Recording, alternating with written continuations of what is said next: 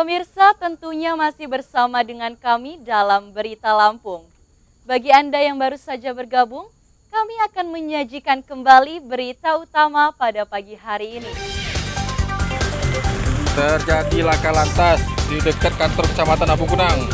Ini. 1 korban meninggal dunia. 2 pelajar yang mengendarai motor tewas akibat terlindas minibus di Jalan Sumatera Lintas Tengah Lampung Utara.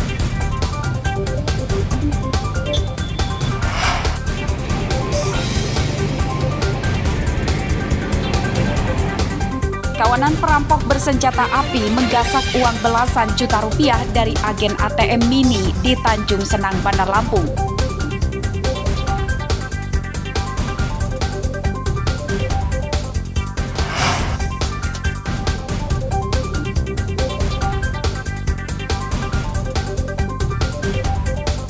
Menilik keindahan pantai Serunting di pesisir barat yang masih alami dan bersih.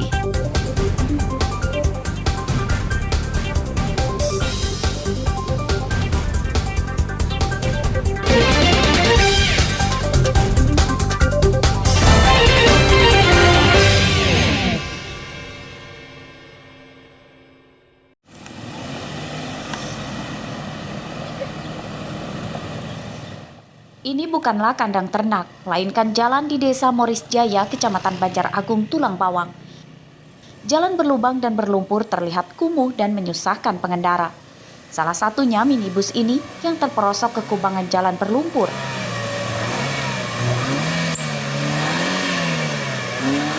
Minibus berhasil mentas setelah dibantu didorong oleh warga dan pengemudi truk di belakangnya. Jalan yang rusak sepanjang sekitar 3 km. Jalan ini setiap harinya ramai dilewati mobil warga sekitar dan luar kota sebab penghubung antar kecamatan, termasuk menuju pusat perekonomian di Pasar Unit 2 Tulang Bawang.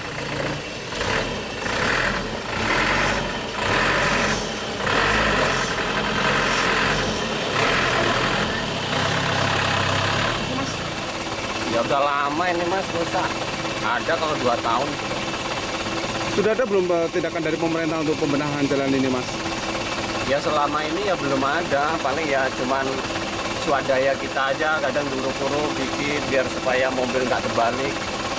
Kan banyak juga sih mas, ini muat singkong, muat kadang mobil terbalik apa-apa.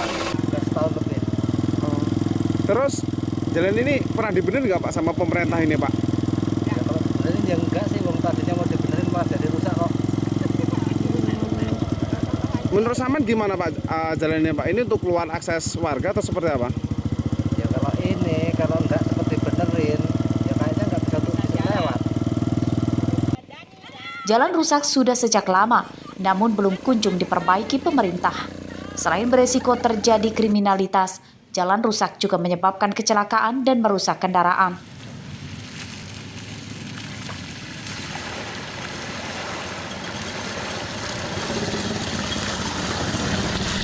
Kerusakan ini terjadi sejak 7 tahun yang lalu. Bahkan pemerintah daerah pernah untuk melakukan upaya perbaikan. Bahkan sudah terjadi kontrak dengan pemborong, yaitu pada tahun 2021 hingga 2022. Namun sayang sekali putus, sehingga hal ini tidak dilanjutkan oleh pihak daripada pemegang tender. Mustaqim melaporkan dari Tulang Bawang. Kami dari KPU Kota Bandar Lampung. Alamat beberapa pengurus partai politik ternyata tidak valid. Ini terungkap saat Komisi Pemilihan Umum Bandar Lampung melakukan verifikasi faktual keanggotaan partai politik pada Jumat siang. Alamat sejumlah pengurus partai tidak sesuai dengan KTP yang telah disetorkan ke KPU. Keberadaannya tidak ditemukan tanpa keterangan yang jelas, seperti sudah pindah tempat tinggal atau meninggal dunia. Namun banyak juga pengurus partai yang ditemui dan alamatnya sesuai KTP.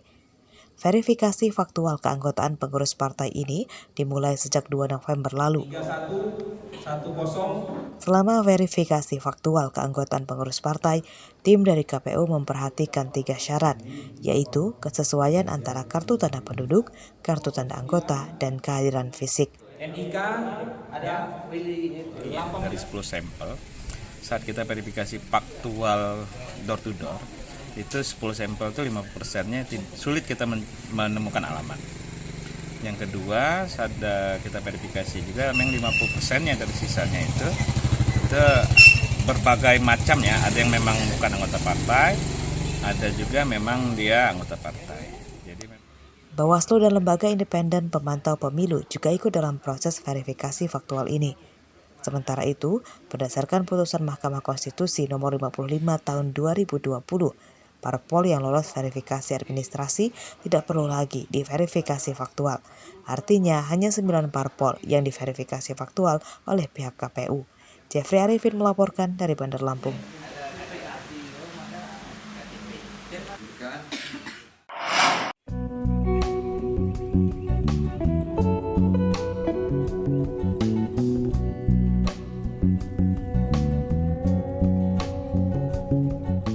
Budidaya burung puyuh diminati banyak warga di Lampung.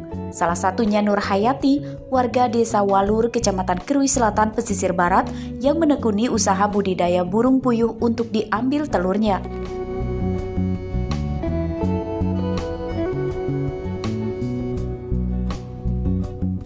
Dengan kandang sederhana inilah, Nur Hayati tekun menjalani usaha telur burung puyuhnya.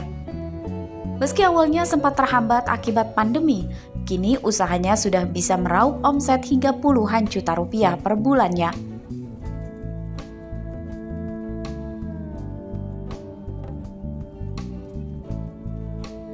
Bahkan Nur Hayati kini memiliki beberapa karyawan yang setiap hari membantunya mengurus 2.500 burung puyuh miliknya.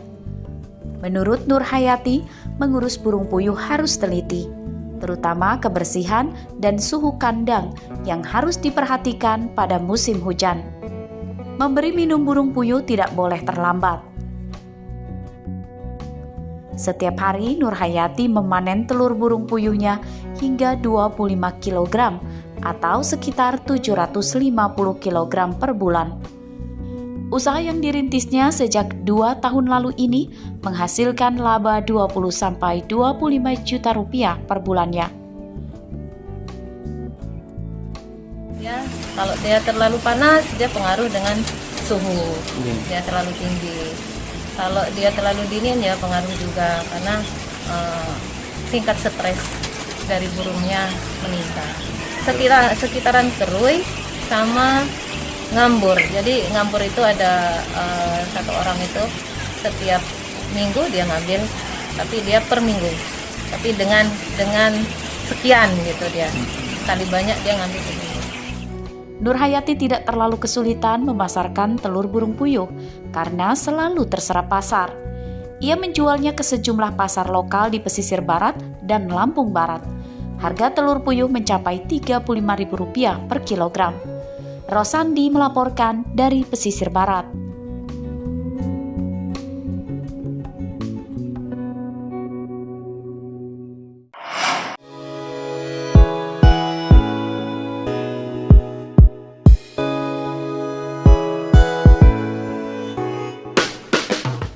Pantai jadi bagian tak terpisahkan dari wisata unggulan di Kabupaten Pesisir Barat. Hamparan pasir pantainya yang putih dan airnya yang jernih membentang di sepanjang pesisir Teluk Lampung yang berbatasan langsung dengan Samudra Hindia.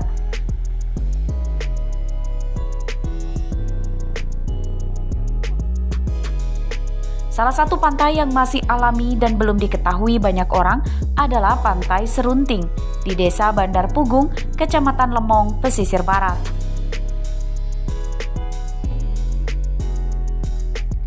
Di Pantai Serunting, mata pengunjung akan dimanjakan pemandangan batu karang indah yang semakin menawan hati saat dihantam debur ombak.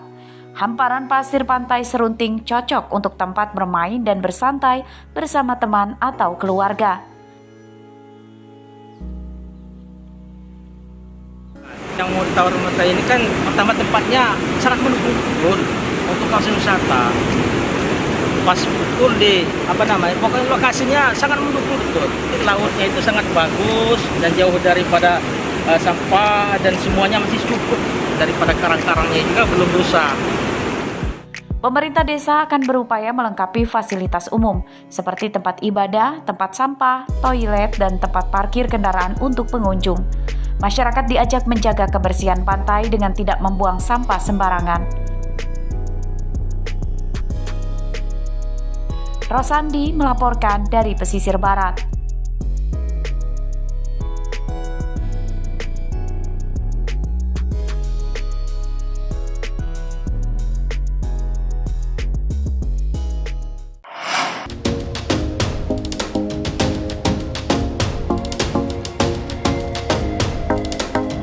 Satu-satunya museum transmigrasi di Indonesia ada di Lampung.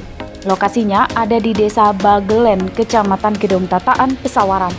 Desa Bagelen adalah lokasi transmigrasi pertama di Indonesia dari Jawa ke Lampung pada tahun 1905. Museum transmigrasi itu terdiri dari 2 lantai.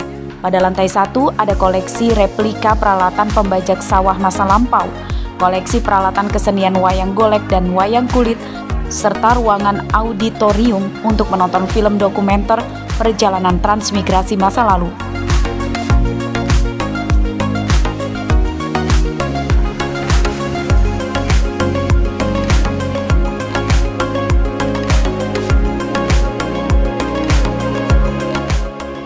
Di lantai 2 ada berbagai koleksi alat pertanian dan alat makan masa lalu, uang kuno, dan lain-lain. Ada juga diorama perjalanan transmigrasi awal di Indonesia.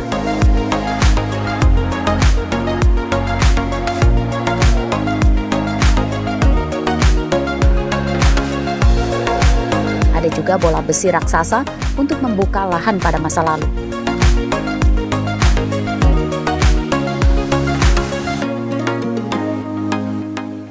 Menurut Kepala Museum Transmigrasi, Hana Kurniati, pihaknya masih mencoba strategi baru mempromosikan museum.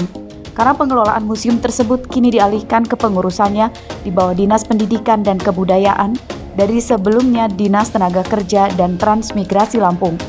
Pihak museum membuka pelayanan kunjungan di hari Senin hingga Sabtu, namun hanya sampai jam 12 siang saja. Satu-satunya di Indonesia, bahkan di dunia. Kenapa Bu ada di sini museum transmigrasi ini? Berasal dari cikal bakal transmigrasi pada zaman dahulu dimulai dari Desa Bagelen ini. Dan saya ingin museum ini menjadi kunjungan bagi masyarakat. Saya ingin menjadikan destinasi wisata agar bagaimana masyarakat mau mengunjungi Museum Ketransmigrasian Provinsi Lampung. Pengunjung museum datang untuk melihat dan mempelajari sejarah tentang transmigrasi pertama di Indonesia. Bagus, senang menambah wawasan sejarah transmigrasi. Emang Mbak berapa kali kesini Mbak? Sering sih. Sama siapa biasanya? Sama temen sendiri juga pernah. Sayangnya, museum yang dibangun pada tahun 2004 itu kondisinya seperti terpinggirkan. Halamannya dipenuhi rumput liar, cat dindingnya mulai mengelupas, digantikan lumut berwarna kehitaman. Andri Kurniawan melaporkan dari Pesawaran.